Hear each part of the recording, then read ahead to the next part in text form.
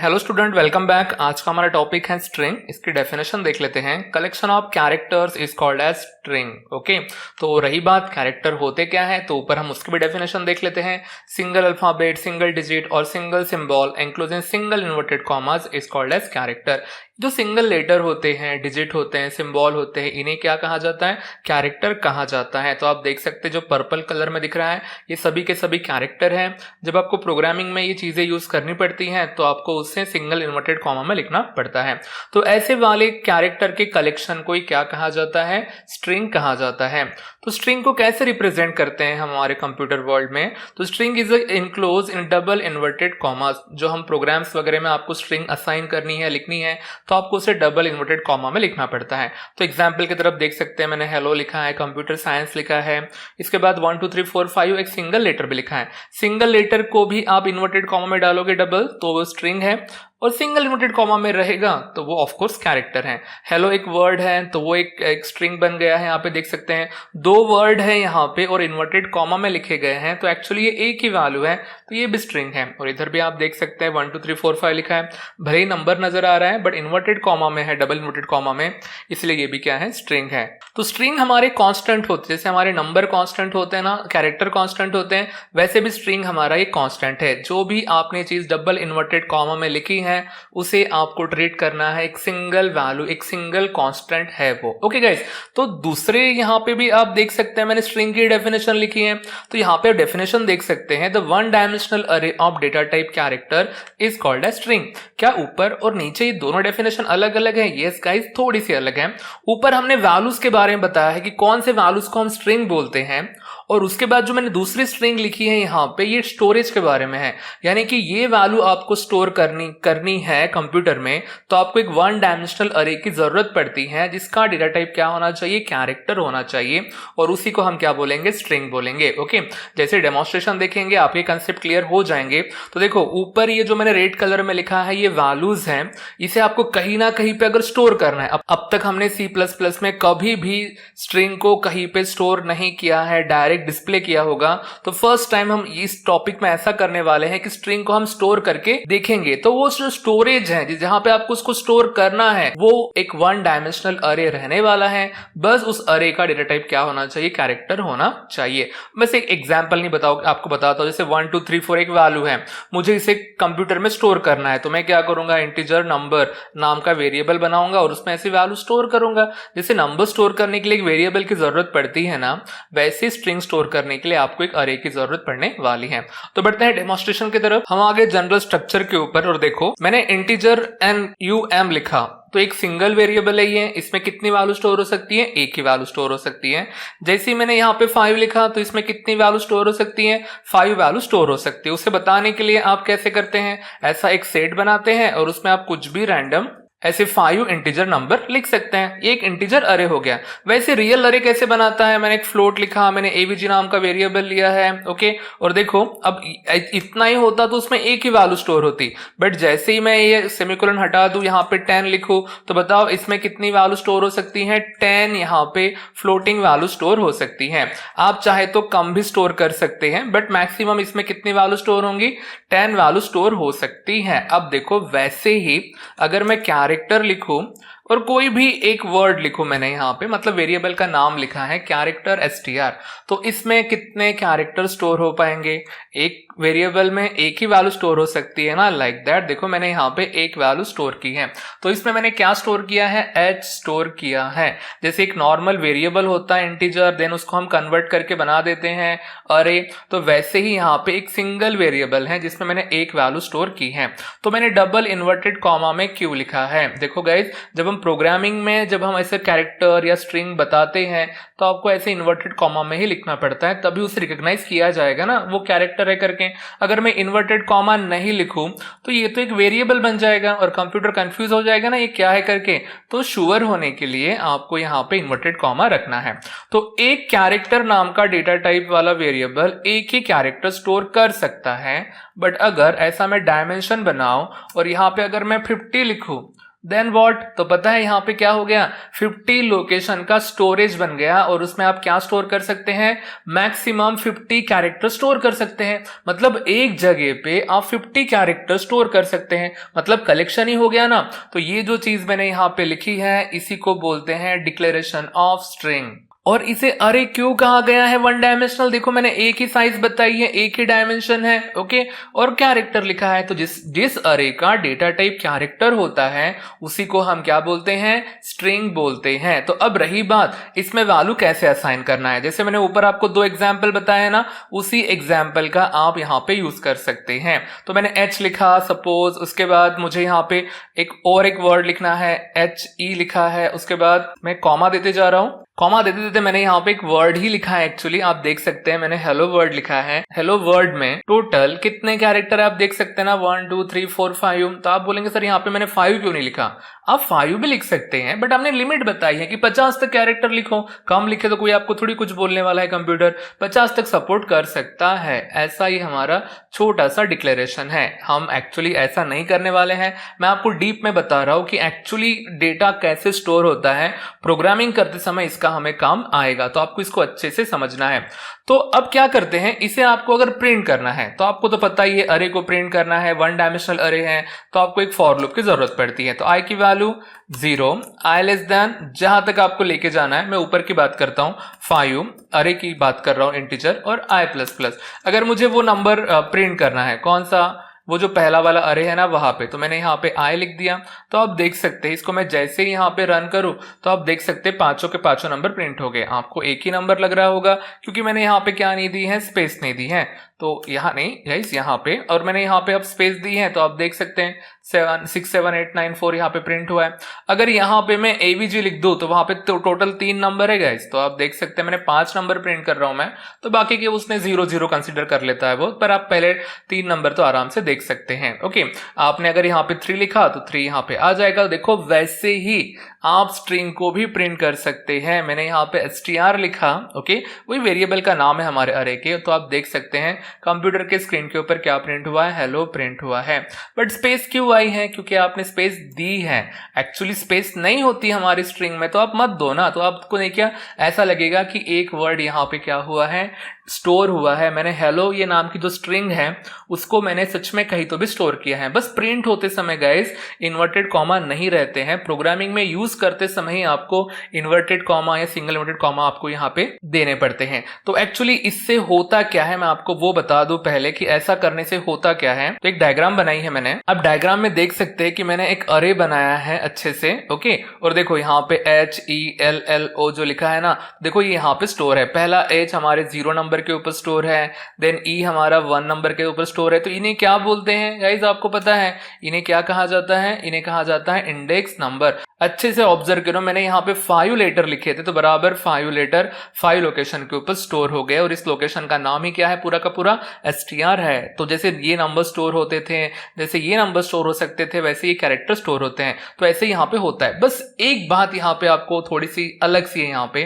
कि यहाँ पे जो स्ट्रिंग होती है, आपने स्ट्रिंग स्टोर कर ली, चलो मान लेते हैं मैंने हेलो वर्ड यहाँ पे स्टोर कर लिया है, ओके, बट जो लास्ट कैरेक्टर होता है कंप्यूटर ऑटोमेटिक उसमें ये चीज स्टोर करता है, इसे बोलते हैं नल कैरेक्टर। यानी आपने वो 5 सुना होगा ना हमारे सेट में, ओके, 5 जो होता है उसको एम्प्टी कैरेक्टर बोलते हैं, वैसे ये जो है ना इसे हमारे यहाँ पे नल बोलते हैं। मैंने बैकस्लैश दी है और 0 दी है, भले इसमें 2 लेटर हैं, ओके, बट ये नहीं क्या कैरेक्टर ही है, तो इसे एंड कहा जाता है। ये एंड होता है किसी भी हमारे स्ट्रिंग का, और इसे जाना जाता है नल के नाम से। तो आप कोई भी स्ट्रिंग स्टोर करो कंप्यूटर में, कंप्यूटर ऑटोमेटिकली उसके पीछे नल लगा देता है। तो नल क्यों लगा देता है, क्योंकि कंप्यूटर को कहीं ना कहीं पे रुकना पड़ेगा ना, कि स्ट्रिंग का एंड कहां तक है। एक जगह से शुरू हुई, H से शुरू हुई, बट वो खत्म कहां पे हो रही है, O पे खत्म हो रही है, मतलब उसके बाद आगे नहीं बढ़ना है, ये बताने के लिए ही यहाँ पे नल कैरेक्टर होता है। एज ए यूजर हम स्टोर नहीं करते हैं, कंप्यूटर वो स्टोर करता है। तो ये लिटिल बिट इंट्रोडक्शन था हमारा, ओके गाइस। तो एक नॉर्मल स्ट्रिंग को इतना कुछ हमें नहीं करना पड़ता है। आप देख सकते हैं मैंने हेलो वर्ड ही तो यहाँ पे स्टोर किया है, तो क्या ऐसा ब्रैकेट में लिखना पड़ेगा, प्रिंट करते समय क्या ऐसे फॉर लूप लगाने पड़ेंगे, नहीं। जब प्रोग्रामिंग करनी है तब ये चीजें मायने रखती हैं। अदरवाइज नॉर्मल जो होता है स्ट्रिंग को आपको डिक्लेयर करना, डिस्प्ले करना, वैल्यू असाइन करना वो बहुत ही चीजें आसान होती हैं। तो बढ़ते हैं नेक्स्ट टॉपिक की तरफ। टॉपिक का नाम है declaration, initialisation and display of string. थोड़ी देर पहले हमने ये तीनों टॉपिक ऑलरेडी स्टडी कर चुके हैं। आप बोलेंगे फिर से रिपीट क्यों हो रहा है? देखो गाइज, जो हमने अभी थोड़ी देर पहले किया है, डिक्लेयर किया है वहां पे हमने स्ट्रिंग वगैरह, बट जो इनिशियलाइजेशन और डिस्प्ले वहां पे किया है वो एक कन्वीनियंट तरीका नहीं है इनिशियलाइज और डिस्प्ले करने का। तो ये स्ट्रिंग बहुत सिंपल होती है, उसको हमको सिंपल ही रखना है। तो जो वहां पे कंफ्यूजन आपके क्रिएट हुए हैं वो हमें यहाँ पे क्लियर करने हैं, इसलिए मैंने ये टॉपिक फिर से लिया है। देखो गाइज, अगर आपको एक स्ट्रिंग स्टोर करनी है तो डेटा टाइप होना चाहिए कैरेक्टर। आप कुछ भी नाम दे सकते हैं उस वेरिएबल को। मैंने लाइन दिया है, आप str दो या फिर आप टेक्स्ट दो, व्हाटएवर, आप कुछ भी नाम यहाँ पे दे सकते हैं। इसके बाद आपको उसे अरे बनाना है और आपको साइज लिखनी है। स्ट्रिंग में कितने कैरेक्टर है आपको थोड़ी पता है ना, कितने भी हो सकते हैं, यूजर कितने भी वैल्यू डाल सकता है। तो एक मैक्सिमम वैल्यू आप यहाँ पे ले सकते हैं। मैंने यहाँ पे 100 लिया है। कभी कभी एग्जाम में आपको वैल्यू दी जाती है कि 20 लो, 30 लो, तो उस टाइम पे आपको वैसा एडजस्टमेंट करना पड़ता है। तो ये जो टॉपिक हो गया, ये हो गया हमारा डिक्लेरेशन, पहला टॉपिक कि स्ट्रिंग को कैसे डिक्लेयर करते हैं, आपने यहाँ पे देखा। अब इनिशियलाइज करना है, मतलब सेमीकोलन हटा देना है और इक्वल टू साइन लगाना है। तो अब इनिशियलाइज कितना आसान होता है, देखो मैंने आपको क्या कहा है, स्ट्रिंग एक सिंगल वैल्यू है और उसे कहां पे लिखा जाता है, डबल इन्वर्टेड कॉमा में लिखा जाता है। दैट्स इट गाइस, बस आप इसको डायरेक्ट ऐसे इनिशियलाइज कर सकते हैं। तो देखो मैंने यहाँ पे लिखा कंप्यूटर, तो ये कंप्यूटर एक सिंगल वर्ड है और वो कहां पे स्टोर हो गया, लाइन में जाके स्टोर हो गया। ओके, बस दैट्स इट। अब उसके बाद आपको इसे डिस्प्ले करना है। अगर सिंगल वैल्यू डिस्प्ले करनी है तो मुझे फॉर लूप की क्या जरूरत है क्या नहीं? आप डायरेक्ट यहाँ पे सी आउट लिखो। तो मैंने यहाँ पे सी आउट लिखा और देखो मैंने बस जस्ट वेरिएबल का नाम लिखा है। आपको स्ट्रिंग को एक सिंगल वैल्यू ट्रीट करना है, बस उसको स्टोर करते समय अरे का यूज करना है, वन डायमेंशनल, उसी को तो हम स्ट्रिंग बोलते हैं। और इसे बिल्कुल एक नॉर्मल कांस्टेंट के तरीके से आप इसे ट्रीट करो और आपका काम खत्म हो गया। आपको कोई सेट नहीं बनाना है, कोई फॉर लूप नहीं बनाना है, डायरेक्ट ऐसा ऐसा लिखो और आपका काम हो गया। तो आप देख सकते हैं यहाँ पे कंपाइल करके कोई एरर नहीं, और रन करोगे तो कंप्यूटर के स्क्रीन के ऊपर क्या प्रिंट हुआ है, कंप्यूटर प्रिंट हुआ है। तो ये सिंगल वर्ड था। तो पता है आप क्या कर सकते हैं, आप यहाँ पे स्पेस दे सकते हैं और यहाँ पे आप दूसरा वर्ड भी लगा सकते हैं। देखो गाइज, जो स्ट्रिंग होती है उसमें सिर्फ लेटर, सिंबल, डिजिट वो तो होते ही हैं, बट स्पेस भी अलाउड होती है। अरे में, I mean to say that string में आप स्पेस भी स्टोर कर सकते हैं। मैंने अब यहाँ पे कंप्यूटर साइंस लिखा है ना, भले इसमें 2 वर्ड है गाइज, बट ये एक सिंगल वैल्यू है, तो भी हमारा कंप्यूटर यहाँ पे सपोर्ट करता है। तो कितने लेटर ये स्टोर कर पाएगा वो हमने ऑलरेडी यहाँ पे बताया है, 100 बताया है। 100 से ज्यादा कोई यूजर लिखता है तो वो स्टोर नहीं कर पाएगा। ओके, बस दैट्स इट। तो ऐसे करते हैं डिक्लेरेशन, जो आप देख चुके हैं, initialisation and display of string. देखो हमें स्ट्रिंग को इतना सिंपल रखना है। फिर भी आपके माइंड में डाउट आएगा कि सर वो पहले वाला क्यों पढ़ा है, इसका हमें काम पढ़ने वाला है प्रोग्रामिंग में, तो वो भी टॉपिक उतना ही इंपॉर्टेंट है जितना ये सिंपल टॉपिक इंपॉर्टेंट है। ओके, और अगेन गाइज, ये स्टोर कैसे हुआ है पता है कंप्यूटर में? जैसे मैंने आपको हेलो बताया था ना, 1 by 1 लेटर एक स्ट्रिंग में, एक अरे में स्टोर हुआ है, उसको इंडेक्स नंबर मिले हैं 0 से लेकर लास्ट तक, लास्ट का कैरेक्टर कौन सा है, नल। सेम थिंग यहाँ पे भी हुई है, वो आपके माइंड में जरूर रखना। बढ़ते हैं नेक्स्ट टॉपिक की तरफ। टॉपिक का नाम है रीड एंड डिस्प्ले स्ट्रिंग। हमने अभी थोड़ी देर पहले इनिशियलाइजेशन पढ़ा था, क्यों ना यूजर से वैल्यू मांगी जाए और उसको स्क्रीन के ऊपर डिस्प्ले किया जाए। तो आपको स्ट्रिंग स्टोर करनी है, मतलब आपको एक वेरिएबल की जरूरत पड़ेगी स्ट्रिंग वाले। तो कैरेक्टर लिखो, कुछ भी नाम दो, तो मैंने नेम ही नेम रखा है और उसके बाद 100 उसकी साइज बता दी है। तो यूजर जो वैल्यू एंटर करेगा वो कहां पे स्टोर होगा, इस वेरिएबल में स्टोर होगा, जो एक 1 डायमेंशनल कैरेक्टर टाइप वाला अरे है। यूजर स्ट्रिंग एंटर करेगा ही क्यों, जब उसके स्क्रीन के ऊपर एंटर यूर नेम ऐसा मैसेज जाएगा। ओके, अगर उसका नाम ही चाहिए हमको तो एंटर यूर नेम मांगो। अगर एक नॉर्मल सी लाइन अगर वो एंटर करना चाहते तो enter any line, enter text of line, ऐसे कुछ भी मैसेज लिख सकते हैं। और देखो कितना आसान है इसे रीड करना। जैसे नॉर्मल वेरिएबल को आप रीड करते हैं वैसा ही आपको रीड करना है, कोई फॉर लूप की जरूरत नहीं है। पर फॉर लूप से भी कर सकते हैं, वो बाद में हम कभी देखेंगे प्रोग्रामिंग के टाइम पे। बट आप देखो सीन का यूज करके भी वैल्यू रीड कर सकते हैं। आप आपको यहाँ पे जस्ट वेरिएबल का नाम लिखना है। मैंने कहा है ना, इसे आपको सिंगल वेरिएबल ही मानना है, भले ही इसमें साइज है। जैसे नॉर्मल हम नंबर रीड करते हैं वैसे ही आपको स्ट्रिंग यहाँ पे रीड करनी है। और सी आउट आप यहाँ पे उसके साथ कोई भी वर्ड जोड़ सकते हैं। तो मैंने यहाँ पे हेलो थोड़ा सा स्पेस दिया और जो भी नेम होगा वो आप यहाँ पे डिस्प्ले करके दिखा देंगे उसके साथ। ओके, हो गया गाइस। तो देखो इसे हम कंपाइल करते हैं, कोई एरर नहीं, और उसको हम रन करते हैं। तो मैंने एंटर किया विवेक। ओके, तो देखो कंप्यूटर बोल रहा है हेलो विवेक।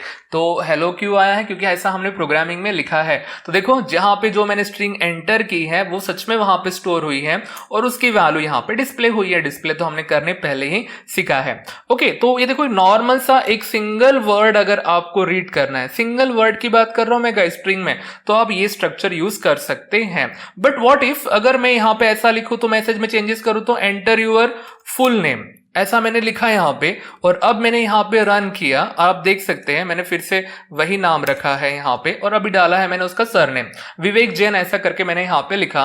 और जैसे ही एंटर हिट करूं आप देख सकते हैं क्या डिस्प्ले हो रहा है यहाँ पे, hello Vivek. What about Jain? क्यों वो ये नहीं हुआ है? तो वही आपको समझना है। तो देखो हमने सीन का यूज किया है, ओके, और यहाँ पे स्पेस है। तो सीन क्या करता है, स्पेस को रिकॉग्नाइज नहीं करता है, ये सीन की लिमिटेशन है। सीन को क्या लगता है, मतलब हम स्पेस का यूज क्यों करते हैं सीन में? दो वैल्यू डिफरेंशिएट करने के लिए स्पेस का यूज करते हैं। तो कंप्यूटर को क्या लगता है कि यूजर ने स्पेस की बटन प्रेस की है, इसका मतलब वो वैल्यू वहीं पे एंड हुई है। बट विवेक जैन एक कंप्लीट नाम, एक ही वैल्यू है, पर वो स्टोर नहीं हो पा रही है। क्यों नहीं हो पा रही है गाइज? इस सीन के वजह से नहीं हो पा रही है। जैसे दो नंबर हम डिफरेंशिएट करते हैं स्पेस से, वैसे ही सीन में अगर आप स्ट्रिंग को भी सेपरेट करते हैं या वर्ड को सेपरेट करते हैं स्पेस से, तो कंप्यूटर को लगता है कि आपकी स्ट्रिंग वहीं पे कंप्लीट हो गई है। और जैसे ही कंप्यूटर स्पेस पढ़ता है वो नल कैरेक्टर उसके पीछे लगा देता है, वर्ड के पीछे, और स्ट्रिंग वहीं पे ही हमारी कंप्लीट हो जाती है। बट फुल नेम है, आपको पूरा का पूरा नाम चाहिए, तो सीन का आपको सपोर्ट नहीं मिलेगा। तो देखो गाइज आपको क्या करना है, इसमें लिटिल बिट आपको मॉडिफिकेशन करने, सिंपल से मॉडिफिकेशन है। सीन ही लिखना है, डॉट लिखना है और गेट लिखना है। ओके, आपको अगर स्ट्रिंग रीड करनी है तो इस फंक्शन का आपको यूज करना पड़ेगा। देखो फंक्शन क्या है, सीन डॉट गेट। ओके, जो पहले नॉर्मल सीन था, तो सीन का यूज कब करोगे, जब सिंगल वर्ड हो। तो पर मल्टीपल वर्ड है और एक ही जगह पे स्टोर करना है, तो सीन डॉट गेट लिखना पड़ेगा। अब बोलेंगे नेम कहां से आया, तो गाइज नेम यही से आया है जो पहले यहाँ पे वेरिएबल का नाम था। ओके, और उसके बाद आपको कॉमा देना है और 100 लिखना है। अब बोलेंगे 100 कहां से आया, तो ये जो हमारा 100 है ये इसकी साइज है। तो ये दो चीजें तो वेरिएबल के नाम में लिखी है, नेम अरे का नाम है और 100 उसकी साइज है। और तीसरी चीज जो लिखनी है वो लिखनी है आपको नल कैरेक्टर के बारे में, कि यूजर ने क्या प्रेस करने के बाद नल कैरेक्टर डिक्लेयर होना चाहिए या नल कैरेक्टर पीछे लगना चाहिए उस स्ट्रिंग के, ये आपको मैन्युअली बताना पड़ता है। तो जनरली हम क्या करते हैं, हमारी एक लाइन कंप्लीट हो जाती है, तो जैसे नोटपैड में आप लिख रहे हैं या मैसेज टाइप कर रहे हो और आपको नीचे आना है, नीचे आना है तो कीबोर्ड की कौन सी बटन आप प्रेस करते हैं, एंटर की बटन प्रेस करते हो, अब नीचे आते हैं। नीचे आना मतलब ऊपर की लाइन अपने आप में कंप्लीट हो गई है। हमारे यहाँ पे फुल नेम मतलब एक लाइन ही है। तो देखो गाइज हमारे यहाँ पे एंटर को /n कहा जाता है, एक बैकस्लैश कैरेक्टर है। आप बोले कैरेक्टर में सिंगल लेटर होता है, यहाँ पे डबल है। हाँ, कैरेक्टर की लेंथ या तो 1 होती है या तो 2 होती है, और जो 2 होती है वो स्पेशल होती है और उसे बैकस्लैश से लिखा जाता है। तो देखो अब कंप्यूटर को हम मैन्युअली बता रहे हैं कि जब मैं या यूजर एंटर करेगा तो उसी का मतलब हो जाता है कि वो स्ट्रिंग वहीं पे खत्म हो गई है। ओके, स्पेस नहीं, बाय डिफॉल्ट स्पेस होता है। अगर आपने यहाँ पे ऐसा स्पेस दिया ना तो बाय डिफॉल्ट पहले जैसे ही काम करेगा। बट अब मैं चाहता हूं कि स्पेस के बजाय एंटर को इंपॉर्टेंस दिया जाए, एंटर करने के बाद वो स्ट्रिंग टर्मिनेट हो जाए। देखो अब इसे हम फिर से कंपाइल करते हैं, कोई एरर नहीं, और जैसे रन करते हैं फिर से पूरा नाम डालो यहाँ पे। तो मैंने विवेक जैन फिर से लिखा है और आप देख सकते हैं इस बार हेलो विवेक जैन ऐसा यहाँ पे प्रिंट हुआ है। ओके गाइज, तो देखो ऐसा है ये हमारा कंप्लीट टॉपिक जिसमें हम रीड करते हैं। रीड करना हो तो आपको सीन डॉट गेट का यूज करना है, बाकी मैंने आपको समझाया है। और अभी देखो अगर आपने यहाँ पे इसके जगह पे कुछ और लिखा, मैंने यहाँ पे ई लिखा, तो पता है इसका मतलब क्या होता है, यूजर ने ई टाइप करने के बाद नल कैरेक्टर पीछे लगना चाहिए उस स्ट्रिंग के, मतलब वो टर्मिनेट होने चाहिए वहां पे। तो इसे रन करते हैं और देखो मैं यहाँ पे और एक नाम डालता हूं, विवेक ही डाला है मैंने, और देख सकते हैं आप कि क्या प्रिंट हुआ है, हेलो व्यू। तो क्यों, ई जैसे यूजर ने प्रेस किया कंप्यूटर को लग रहा है कि स्ट्रिंग वहीं पे टर्मिनेट हो गई है, और ई से ही क्या डिफाइन हुआ है, नल कैरेक्टर डिफाइन हुआ, उसके आगे कुछ भी लिखो आप नहीं मिलेगा। तो ऐसा थोड़ी हम करेंगे, तो हमें तो पता है जो फेमस है वही लिखना है, आपको जस्ट स्लैश एन ही लिखना है। ओके, और ये फिक्स है। ओके, तो आपको कोई भी स्ट्रिंग रीड करनी हो, टेक्स्ट ऑफ लाइन रीड करनी हो, तो आपको ऐसा ही यूज करना है, और डिस्प्ले करने का तो कोई यहाँ पे कंफ्यूजन होना ही नहीं चाहिए। तो क्या सिर्फ आप नेम रीड कर सकते हैं? नहीं गाइस, आप सिटी नाम का अरे बनाओ, आप एड्रेस नाम का अरे बनाओ, और आपको जो चाहिए यूजर से आप पूछो, और वो कंप्यूटर आपको रीड करके देगा और वो डिस्प्ले भी करके देगा। तो ये था हमारा little bit introduction about string. Next class में हम कुछ और नए टॉपिक देखेंगे स्ट्रिंग के साथ, और उसके नेक्स्ट क्लास में प्रोग्राम हम पढ़ेंगे इसी के बारे में। तो गाइज आज के क्लास के लिए इतना ही, मिलते हैं नेक्स्ट क्लास में नए टॉपिक के साथ, तब तक के लिए good bye, thank you guys.